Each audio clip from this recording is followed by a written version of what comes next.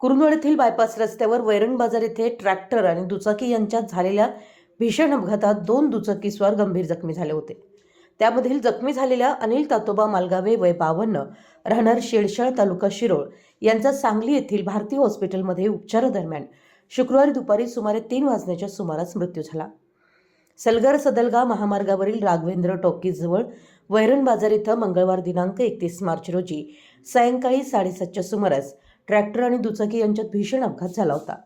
विटभट्टीकडे जाणारा ट्रॅक्टर क्रमांक MH 4915 पुढे जाताना नृसेवाडीच्या दिशेनं भरधाव वेगाने येणाऱ्या दुचाकी FH डिलक्स क्रमांक MH 09 DQ 7724 चालकानं ट्रॅक्टरला पाठीमागून जोराची धडक दिली होती. या धडकेत दुचाकी ट्रॅक्टरच्या मागील रोटरला आदळल्यानं झालेल्या अपघातात विजय गुंडाप्पा कोळी वय 47 व अनिल मालगावे हे दोघेही गंभीर जखमी झाले होते.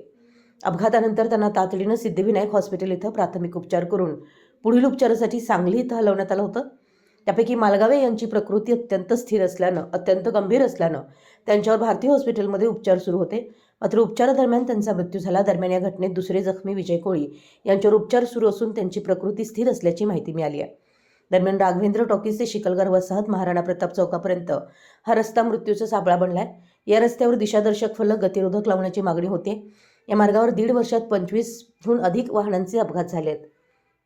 मराठी न्यूजसाठी कुरुंदवाडहून संदीप अडसूळ.